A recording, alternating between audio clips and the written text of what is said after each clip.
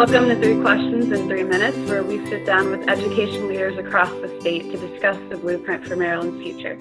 Today, we are joined by Quanice Floyd, Executive Director at Arts Education in Maryland Schools, or AIMS. Let's dive in.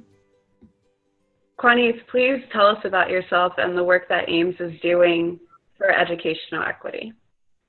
Thank you for having me. Again, my name is Quanice Floyd. I am the Executive Director of Arts Education in Maryland Schools. Prior to me being in this position, I was an elementary music educator. I taught band, orchestra, chorus, and general music for almost 10 years in the Maryland Public School System. Arts Education in Maryland Schools is an arts education advocacy organization.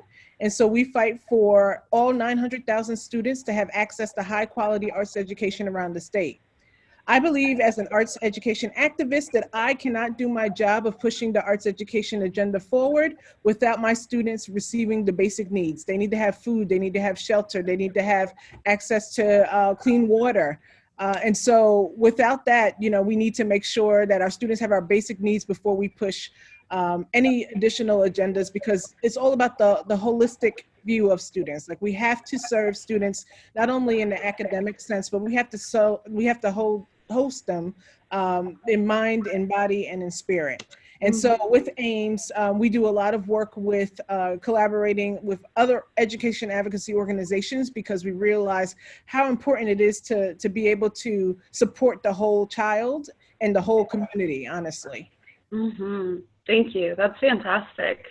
What was at stake in the blueprint for you all? What benefits were there in that legislation for the communities you serve?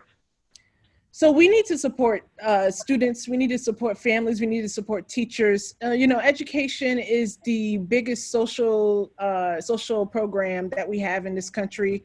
And we need to be able to satisfy the needs not only of the future of the economy, but we need to satisfy the needs of what our students need and what our families need and what our communities need. And so Blueprint plays it has a big impact in that, because it provides more opportunities for students, teachers, families, communities, and it also invests in our students. One thing that we need to do in education is learn how to invest more from preschool all the way up to higher education. If we have that with more investment, then we'll see that return later on down the line when it comes to our students and the workforce once they enter the workforce. Thank you. And finally, what is the message you have for legislators regarding the blueprint?